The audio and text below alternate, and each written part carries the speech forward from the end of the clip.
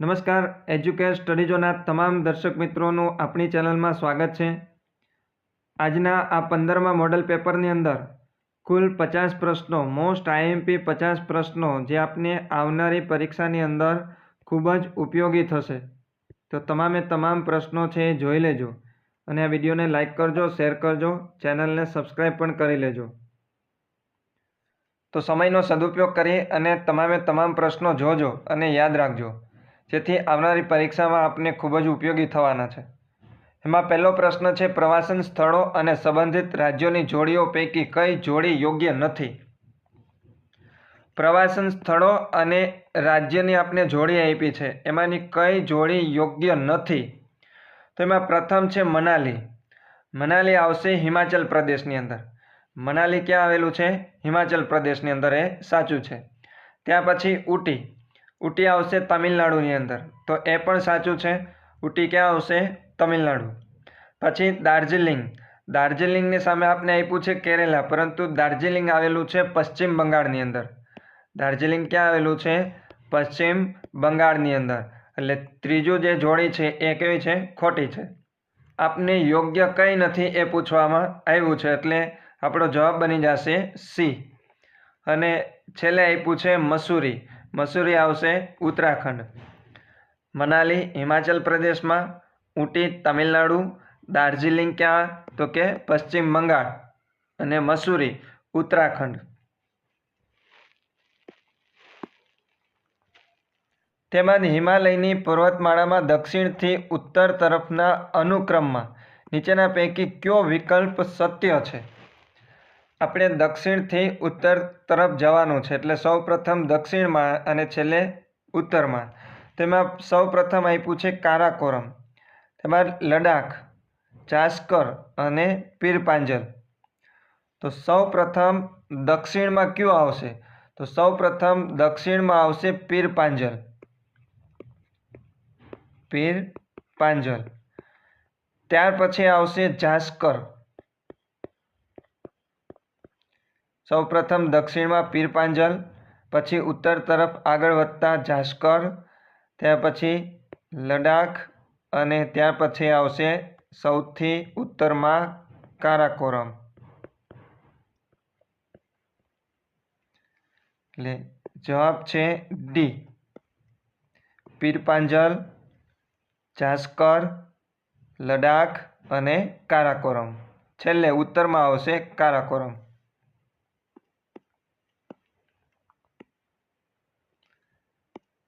સંસદના ગૃહની કાર્યવાહીમાં કોઈપણ દિવસે લોકસભામાં તારાંકિત પ્રશ્નો વધુમાં વધુ કેટલા પૂછી શકાય? સંસદના ગૃહની અંદર જે કાર્યવાહી થતી હોય એમાં કોઈપણ એક દિવસે લોકસભાની અંદર તારાંકિત પ્રશ્નો છે વધુમાં વધુ કેટલા પૂછી શકાય? તો તારાંકિત જે પ્રશ્નો છે વધુમાં વધુ 20 પૂછી શકાય। કેટલા? 20। જવાબ છે બી, 20 પ્રશ્નો। નિયંત્રક અને મહાલેખાકાર ને તેના હોદ્દા પરથી કોણ દૂર કરી શકે? નિયંત્રક અને મહાલેખાકારને તેના હોદ્દા પરથી કોણ દૂર કરી શકે?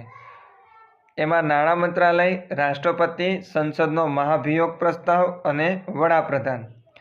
તો નિયંત્રક તથા મહાલેખાકારને એમના હોદ્દા પરથી દૂર કરવા હોય તો સંસદની અંદર મહાભિયોગ પ્રસ્તાવ રજૂ કરવો પડે, ને મહાભિયોગ પ્રસ્તાવ રજૂ થાય ત્યારે નિયંત્રક અને મહાલેખાકારને એના હોદ્દા પરથી દૂર કરી શકાય। ત્યાર પછી પ્લાયાનું વૈકલ્પિક નામ જણાવો। પ્લાયાનું વૈકલ્પિક નામ થશે સૂકું તળાવ। પ્લાયા એટલે સૂકું તળાવ, જેને ઇંગ્લિશમાં કહીએ આપણે ડ્રાય લેક, સૂકું તળાવ, એને શું કહેવાય? પ્લાયા।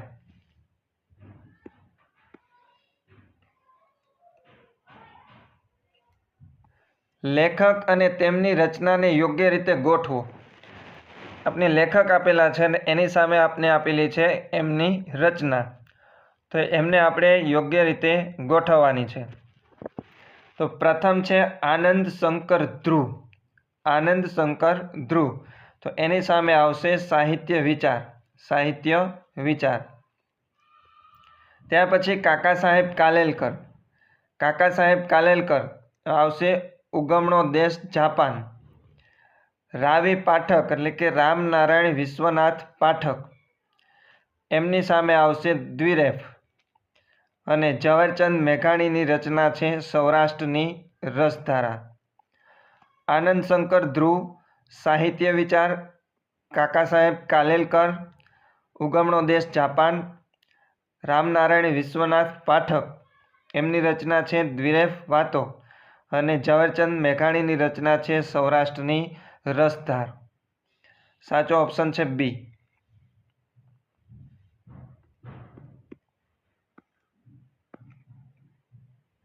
કયા પ્રકારની ખેતીમાં વૃક્ષોને કાપીને કે સળગાવીને કે જમીન સાફ કરીને ખેતી કરવામાં આવે છે? કયા પ્રકારની ખેતીમાં વૃક્ષોને કાપીને કે સળગાવીને કે જમીન સાફ કરીને ખેતી કરવામાં આવે છે? જવાબ છે સી, સ્થળાંતરિત ખેતી, અથવા તો એને કહેવામાં આવે છે ઝૂમ ખેતી.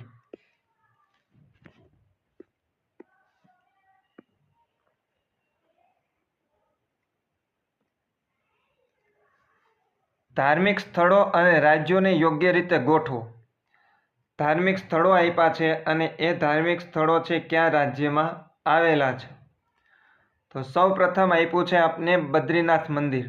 બદ્રીનાથ મંદિર એ ક્યાં આવેલું છે? ઉત્તરાખંડ ખાતે. બદ્રીનાથ મંદિર આવેલું છે ઉત્તરાખંડ ખાતે. કોણાર્કનું સૂર્ય મંદિર. કોણાર્કનું સૂર્ય મંદિર આવેલું છે ઓડિશા ખાતે. એટલે એકની સામે એ, બેની સામે બી. બૃહદેશ્વર મંદિર. બૃહદેશ્વર મંદિર એ આવેલું છે તમિલનાડુ ખાતે. અને સાંચીનો સ્તૂપ એ આવેલો છે મધ્યપ્રદેશ ખાતે. સાંચીનો સ્તૂપ કોણે બંધાવેલો હતો? તો કે સમ્રાટ અશોકે. સમ્રાટ અશોક. અને બૃહદેશ્વરનું જે મંદિર છે એ ક્યારે? તો કે ચોલ વંશના જે રાજાઓ હતા એમનું ભવ્ય સ્થાપત્યનું જે ઉદાહરણ છે, ચોલ વંશના ભવ્ય સ્થાપત્યનું ઉદાહરણ કહી શકાય. કયું? તો કે બૃહદેશ્વર મંદિર. સાચો ઓપ્શન છે બી.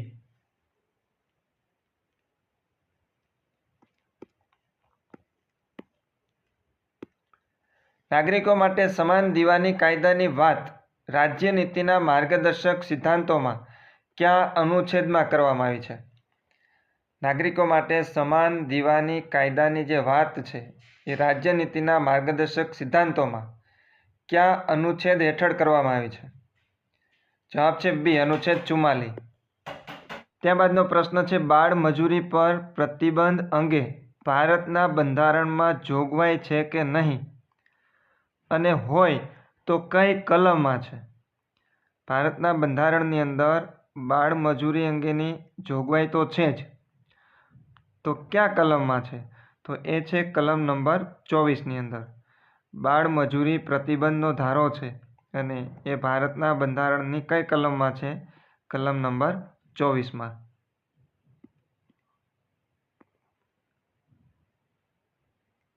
મુંબઈ વડી અદાલતના ક્ષેત્રાધિકારમાં કોનો સમાવેશ થાય છે? મુંબઈ વડી અદાલત એમાં મહારાષ્ટ્રનો સમાવેશ થાય છે, ગોવાનો સમાવેશ થાય છે, દમણ અને દીવ, દાદરા અને નગર હવેલીનો પણ સમાવેશ થાય છે. જવાબ આવશે ડી, ઉપરના ત્રણેય. મુંબઈ વડી અદાલત નીચે કોણ કોણ આવશે? તો કે મહારાષ્ટ્ર, ગોવા, દમણ અને દીવ, દાદરા અને નગર હવેલી.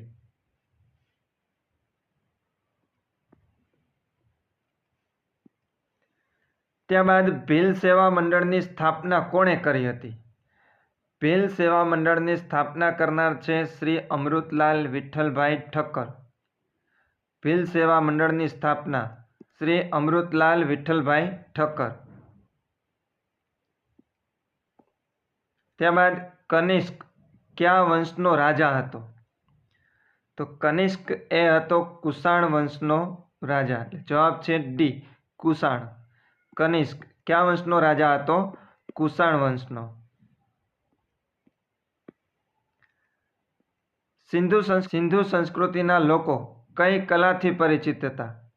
એમાં ઓપ્શન છે મૂર્તિકલા, ચિત્રકલા, સંગીત કલા કે માટીકલા. જે સિંધુ સંસ્કૃતિના જે લોકો હતા એ મૂર્તિકલાથી પરિચિત હતા. જવાબ છે એ મૂર્તિકલા. મોહેંજો-દડોમાંથી મળેલી વૃષભની મૂર્તિ કઈ ધાતુમાંથી બનેલી છે? મોહેંજો-દડોમાંથી મળેલી વૃષભની મૂર્તિ છે એ કઈ ધાતુમાંથી બનેલી છે? જવાબ છે સી કાંસુ. પુરુષણીનું આધુનિક નામ જણાવો. પુરુષણીનું આધુનિક નામ છે રાવી. જવાબ છે બી રાવી નદી. રાવી નદી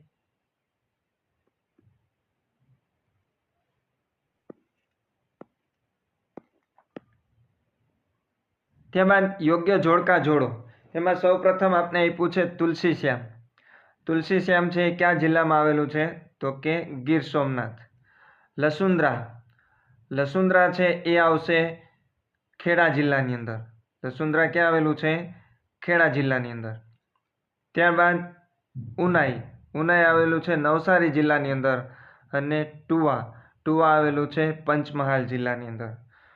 તુલસીશ્યામ ગીર સોમનાથ, લસુંદ્રા ખેડા જિલ્લો, ઉનાઈ નવસારી અને ટુવા આવશે પંચમહાલ જિલ્લાની અંદર.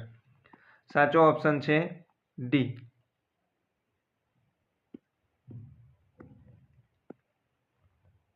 ત્યારબાદ નીચેના વિધાનો ચકાસો. ગુજરાતમાં પ્રતિ 18 વર્ષે ભરાતા કુંભ મેળાનું સ્થળ આણંદ ખાતે છે. ગુજરાતમાં દર 18 વર્ષે ભરાતો કુંભ મેળો, જેને મિની કુંભ મેળો કહેવામાં આવે છે. કેવો? મિની કુંભ મેળો. અને ક્યાં ભરાય છે? ભરૂચ જિલ્લાની અંદર. ભરૂચ જિલ્લાની અંદર. અને ભરૂચ જિલ્લાના ભાડભૂત ખાતે. આણંદ ખાતે નહીં. એટલે પહેલું વિધાન છે એ ખોટું છે.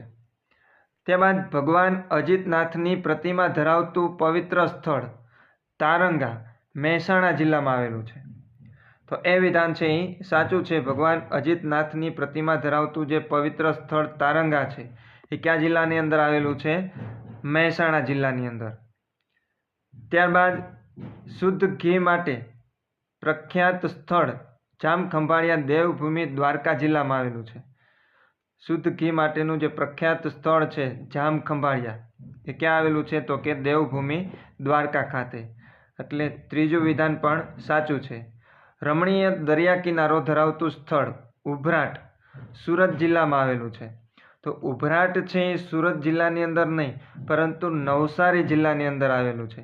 ક્યાં આવેલું છે? નવસારી જિલ્લાની અંદર.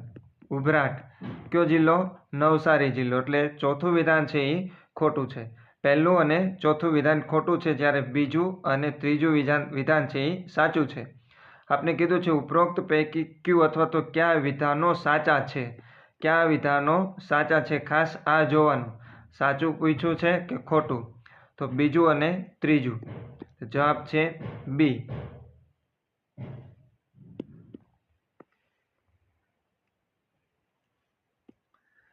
ત્યારબાદ મૈત્રક કાળમાં સેનાપતિ ભટ્ટારકની રાજધાની કઈ હતી? મૈત્રક કાળની અંદર જે સેનાપતિ ભટ્ટારક હતો એ ભટ્ટારકની રાજધાની હતી વલભી.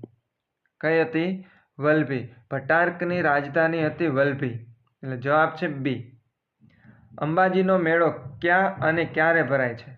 અંબાજીનો મેળો છે ભરાય છે બનાસકાંઠા જિલ્લાની અંદર. બનાસકાંઠાની અંદર. અને એ અંબાજી ખાતે ભાદરવી પૂનમના રોજ.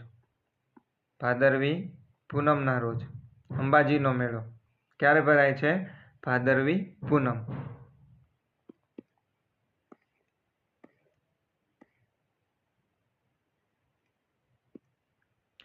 નીચે પૈકી મુખ્યમંત્રીઓને તેમના કાર્યકાળ પ્રમાણે ગોઠવો. આપને આપેલા છે પ્રથમ આનંદીબેન પટેલ, ત્યારબાદ કેશુભાઈ પટેલ, નરેન્દ્રભાઈ મોદી અને શંકરસિંહ વાઘેલા. મુખ્યમંત્રીઓને તેમના કાર્યકાળ પ્રમાણે ગોઠવવાના છે. તો સૌ પ્રથમ આવશે શંકરસિંહભાઈ વાઘેલા, ત્યારબાદ આવશે કેશુભાઈ પટેલ, ત્યારબાદ આવશે નરેન્દ્રભાઈ મોદી અને ત્યારબાદ આવશે આનંદીબેન પટેલ. એટલે 4, 2, 3 અને 1. સાચો ઓપ્શન છે બી. તે પછીનો પ્રશ્ન છે, નીચે આપેલા વિધાનો ચકાસો. માં યોગ્ય વિધાનો જણાવવાના છે. એમાં પ્રથમ છે, ભારતનો સૌથી મોટો ધોધ ગેરસપ્પાનો ધોધ છે. ગેરસપ્પા એટલે અથવા તો એનું બીજું નામ છે જોગનો ધોધ. જોગનો ધોધ, બરાબર. એટલે ભારતનો સૌથી મોટો ધોધ કયો છે? જોગનો ધોધ અથવા તો ગેરસપ્પાનો ધોધ. પછી ગેરસપ્પા ધોધ તમિલનાડુ ખાતે આવેલ છે.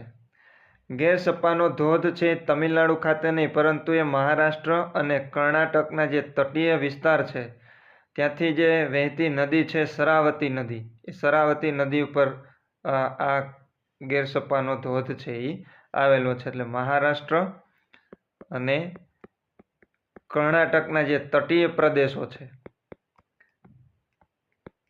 ત્યાં જે શરાવતી નદી છે એ શરાવતી નદી ઉપર આ ધોધ આવેલો છે. એટલે બીજું વિધાન છે એ ખોટું છે, પહેલું સાચું અને ત્રીજું પણ સાચું.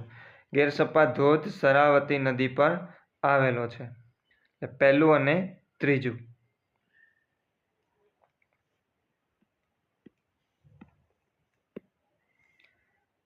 ત્યારબાદનો પ્રશ્ન છે, ગુજરાત રાજ્યમાં સૌ પ્રથમ રાષ્ટ્રપતિ શાસન ક્યારે લાગ્યું હતું? ગુજરાતની અંદર સૌ પ્રથમ રાષ્ટ્રપતિ શાસન લાગ્યું હતું 1971માં. ભારતમાં તારાપુર અને જેતાપુર પરમાણુ કેન્દ્ર કયા રાજ્યમાં આવેલા છે? ભારતની અંદર તારાપુર અને જેતાપુર પરમાણુ કેન્દ્ર છે એ આવેલું છે મહારાષ્ટ્રની અંદર. જવાબ છે એ, મહારાષ્ટ્ર. ભારતમાં દર વર્ષે ગુરુ પૂર્ણિમા તરીકે કયો દિવસ ઉજવાય છે? ભારતની અંદર જે ગુરુ પૂર્ણિમા તરીકેનો જે પવિત્ર દિવસ ઉજવાય છે એ ઉજવાય છે અષાઢ સુદ પૂનમના રોજ. અષાઢ સુદ પૂનમના રોજ.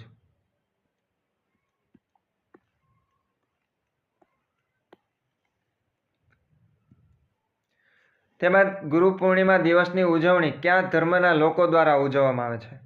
ગુરુ પૂર્ણિમા દિવસ જે પવિત્ર દિવસ છે એ પવિત્ર દિવસની ઉજવણી કયા ધર્મના લોકો દ્વારા ઉજવાય છે? ઓપ્શન છે હિન્દુ, બૌદ્ધ, જૈન કે એ અને બી બંને. તો એમાં ગુરુ પૂર્ણિમા દિવસની ઉજવણી છે હિન્દુ ધર્મ અને બૌદ્ધ ધર્મ બંને ધર્મના લોકો દ્વારા ઉજવવામાં આવે છે. એટલે જવાબ આવશે ડી, એ અને બી બંને. નીચે આપેલા વિધાનોમાંથી કયા વિધાનો યોગ્ય છે? નીચે આપેલા વિધાનોમાંથી કયા વિધાનો યોગ્ય છે? પ્રથમ છે, ભારતમાં રાષ્ટ્રપતિની ચૂંટણી અંગેની અધિસૂચના ચૂંટણી પંચ જાહેર કરે છે. ભારતમાં રાષ્ટ્રપતિની ચૂંટણી અંગેની જે સૂચના છે એ કોણ જાહેર કરે છે? તો કે ચૂંટણી પંચ. પહેલું વિધાન છે એ સાચું છે. ત્યાં પછી પ્રધાનમંત્રીની ભલામણથી રાષ્ટ્રપતિ લોકસભાનું વિસર્જન કરી શકતા નથી. પ્રધાનમંત્રીની ભલામણથી રાષ્ટ્રપતિ છે લોકસભાનું વિસર્જન કરી શકે છે. બરાબર. બીજું વિધાન છે એ ખોટું છે. અને ત્રીજું છે, કોઈ પણ અનુદાન એટલે કે ગ્રાન્ટની માંગ રાષ્ટ્રપતિની ભલામણ વગર થઈ શકે નહીં. કોઈ પણ ગ્રાન્ટની માંગ છે રાષ્ટ્રપતિની ભલામણ હશે ત્યારે જ થઈ શકશે, એના વગર થઈ શકશે નહીં. એટલે ત્રીજું વિધાન પણ સાચું છે. પહેલું અને ત્રીજું બે વિધાનો છે એ સાચા છે. જવાબ છે બી.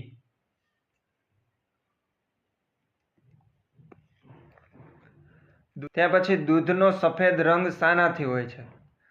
દૂધનો જે રંગ સફેદ હોય છે એ શેના કારણે હોય છે? જવાબ છે સી, કેસીન.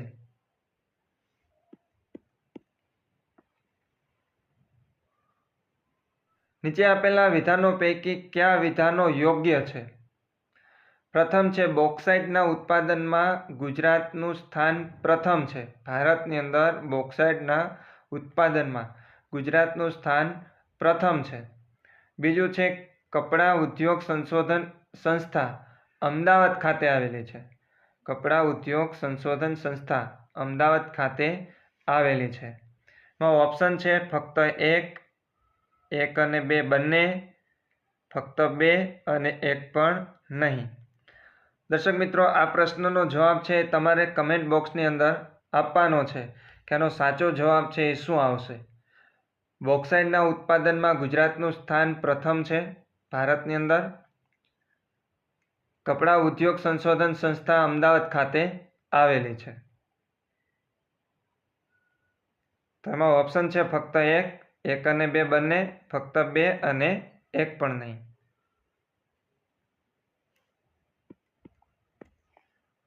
તેમાં નીચે આપેલા વિધાનોમાંથી કયું વિધાન અયોગ્ય છે? પ્રથમ છે જમશેદપુર. જમશેદપુર છે એ ઓળખાય છે લોખંડ પોલાદની નગરી તરીકે. એટલે પહેલું જે જોડકું છે એ સાચું છે. ત્યારબાદ અમૃતસર, જેને ગોલ્ડન સિટી તરીકે ઓળખવામાં આવે છે, એટલે એ પણ સાચું છે. દામોદર, જેને પશ્ચિમ બંગાળનો શેઠ તરીકે ઓળખવામાં આવે છે, એટલે એ પણ સાચું છે. અને મદુરાઈ છે એ તહેવારોનું નગર છે, તો એ પણ સાચું છે. મદુરાઈને તહેવારોના નગર તરીકે પણ ઓળખવામાં આવે છે. પ્રશ્ન છે નીચે આપેલા વિધાનો પૈકી કયું વિધાન અયોગ્ય છે? તો કે એક પણ વિધાન અયોગ્ય નથી, બધા સાચા છે.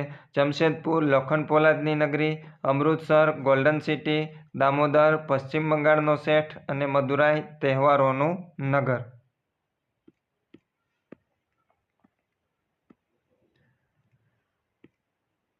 સંસદની કાર્યવાહીમાં એટર્ની જનરલ નીચેના પૈકી શું કરી શકે છે? એમાં ઓપ્શન આપેલું છે ભાગ લઈ શકતા નથી, બીજું છે પ્રેક્ષક તરીકે હાજરી આપી શકે છે, ત્રીજું છે સભ્ય તરીકે ચર્ચામાં ભાગ લઈ શકે છે પરંતુ મતદાન કરી શકતા નથી, અને ચોથું છે સભ્ય તરીકે ચર્ચામાં ભાગ લઈને જરૂર જણાય તો મતદાનમાં પણ ભાગ લે છે. સંસદની કાર્યવાહીમાં એટર્ની જનરલ છે એ સભ્ય તરીકે ચર્ચામાં ભાગ લઈ શકે છે પરંતુ મતદાન કરી શકતા નથી. જવાબ છે સી.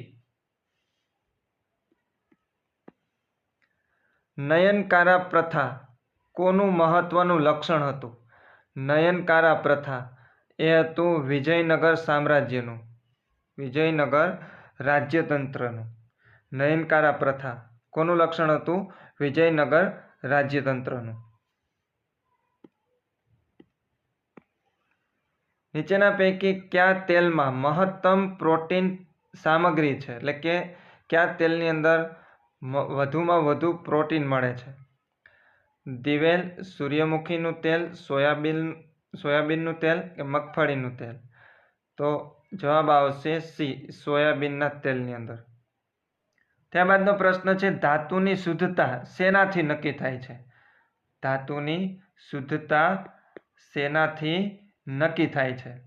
એમાં ઓપ્શન છે પાસ્કલનો નિયમ, બોયલનો નિયમ, આર્કિમિડીઝનો સિદ્ધાંત કે દ્રવ્યની અવિનાશિતાનો સિદ્ધાંત?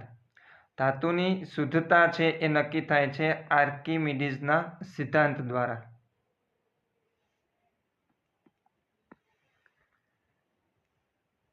નીચેના પૈકી કયું વીજ ચુંબકીય પ્રકૃતિ ધરાવતું નથી? નીચેના પૈકી કયું વીજ ચુંબકીય પ્રકૃતિ ધરાવતું નથી? તો એમાં આવશે કેથોડ કિરણો.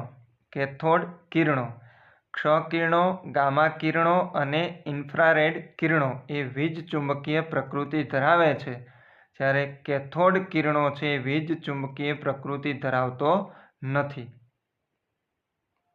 નીચેના પૈકી કયું સ્ટ્રેન્જર ગેસ તરીકે ઓળખાય છે? જવાબ છે સી, ઝીનોન.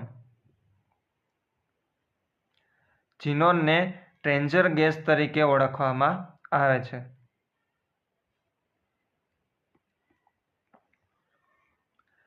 રક્ત શર્કરાના નિયંત્રણમાં નીચેના પૈકી કોની સંડોવણી ખૂબ જ જરૂરી છે? રક્ત શર્કરાના નિયંત્રણમાં તો એમાં આવશે સ્વાદુપિંડ. સ્વાદુપિંડ છે એ લોહીની અંદર જે શર્કરા એટલે કે સુગર છે એનું નિયંત્રણ કોણ કરે છે? સ્વાદુપિંડ. જવાબ છે બી.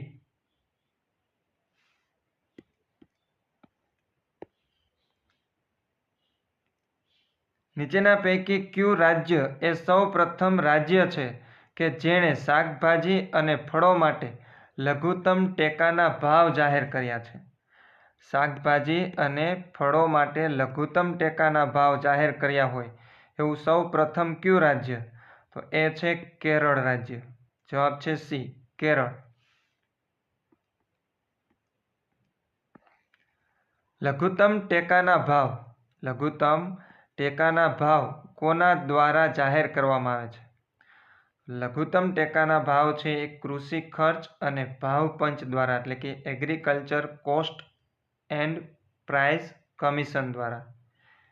Agriculture cost and price commission દ્વારા છે એ લઘુત્તમ ટેકાના ભાવ જાહેર કરવામાં આવે છે.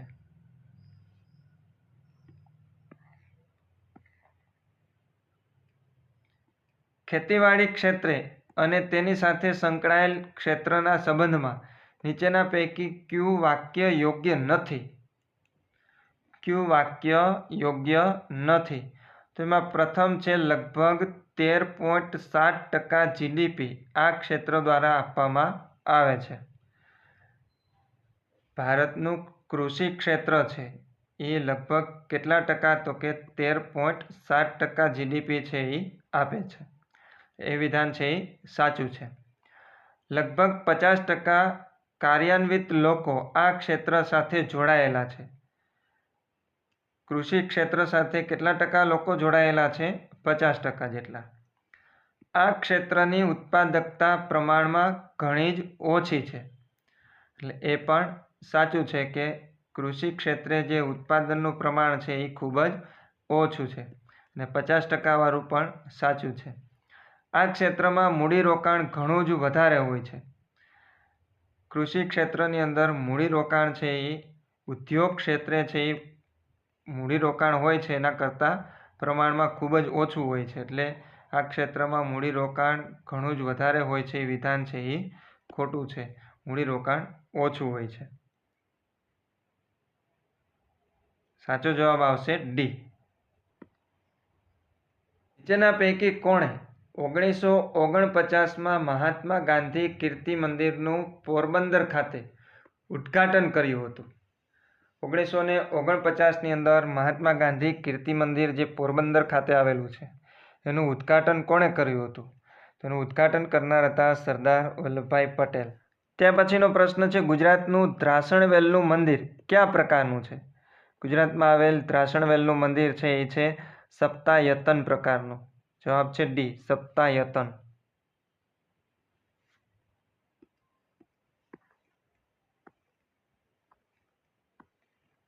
ત્યાં પછીનો પ્રશ્ન છે ગુજરાતમાં આવેલ નીચે જણાવેલ અભયારણ્યોના સ્થળ અને તેના જિલ્લાઓની કઈ જોડ સાચી નથી?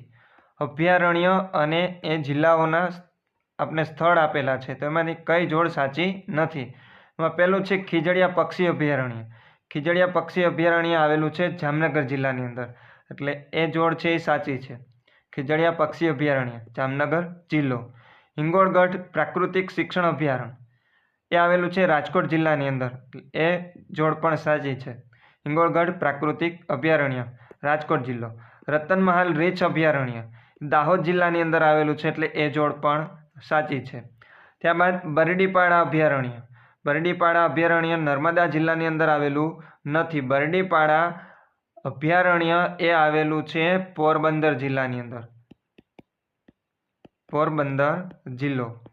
એટલે કઈ જોડ સાચી નથી? એટલે જવાબ આવશે ડી, બરડીપાડા અભયારણ્ય. કયો જિલ્લો આવશે? પોરબંદર જિલ્લો. ખાધ માછલીની નવી પ્રજાતિ પંપા નદીમાં મળેલ છે. આ નદી કયા રાજ્યમાં આવેલી છે? ખાધ માછલીની જે નવી પ્રજાતિ છે એ પંપા નદીની અંદર મળેલી છે. આ નદી કયા રાજ્યમાં આવેલી છે? ટૂંકમાં કહીએ તો પંપા નદી. પંપા નદી ક્યાં આવેલી છે? પંપા નદી આવેલી છે કેરળ રાજ્યની અંદર. ક્યાં આવેલી છે?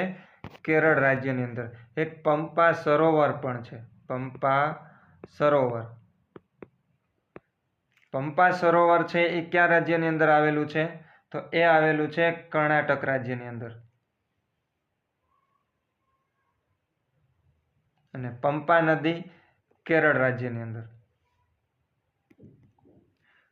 ત્યાં પછી ભારતનું રાષ્ટ્રીય વૃક્ષ વડ છે, તો અન્ય કયા રાજ્યનું રાજ્ય વૃક્ષ પણ વડ છે? ભારતનું રાષ્ટ્રીય વૃક્ષ કયું છે? વડ. તો ભારતનું અન્ય કયા રાજ્યનું વૃક્ષ વડ છે? તો એમાં છે આપણું ગુજરાત. ગુજરાતનું રાજ્ય વૃક્ષ વડ છે. અને બીજું છે મધ્યપ્રદેશનું. કયું છે? મધ્યપ્રદેશ. મધ્યપ્રદેશનું પણ વડ છે. એટલે જવાબ આવશે એ.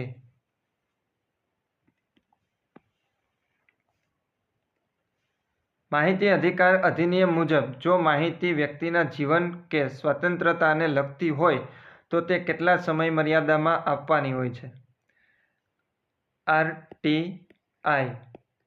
માહિતી અધિકાર અધિનિયમ મુજબ જો માહિતી વ્યક્તિના જીવન કે સ્વતંત્રતાને લગતી હોય તો કેટલા સમય મર્યાદામાં આપવાની હોય છે? ઓપ્શન છે 30 દિવસ, 45 દિવસ, 48 કલાક કે 12 કલાક. જવાબ આવશે સી, 48 કલાક. 48 કલાકની અંદર માહિતી છે આપવાની રહેશે. ત્યારબાદ ખરીફ પાકની લણણી કયા માસ દરમિયાન કરવામાં આવે છે? ખરીફ પાકની લણણી છે એ કરવામાં આવે છે સપ્ટેમ્બર ઓક્ટોબર માસ દરમિયાન. હાલની સ્થિતિએ સરદાર સરોવર નર્મદા બંધની ઊંચાઈ કેટલી છે? પ્રશ્ન એકદમ સરળ છે, પરંતુ પરીક્ષામાં પૂછાઈ જાય નક્કી ન હોય. હાલની સ્થિતિએ સરદાર સરોવર નર્મદા બંધની ઊંચાઈ કેટલી છે? તો કે 138.68 મીટર. ઘણી વખત ઓપ્શન અઘરા કરવા હોય તો એ ઓપ્શનની અંદર 138.78 મીટર, બી ઓપ્શનની અંદર 138.68 મીટર, સી ઓપ્શનની અંદર 138.87 મીટર અને ડી ઓપ્શનની અંદર 138.86 મીટર આવું આપી શકે. ત્યારે કન્ફ્યુઝ થઈ જાય, ખાસ ધ્યાન રાખવાનું 138.68 મીટર.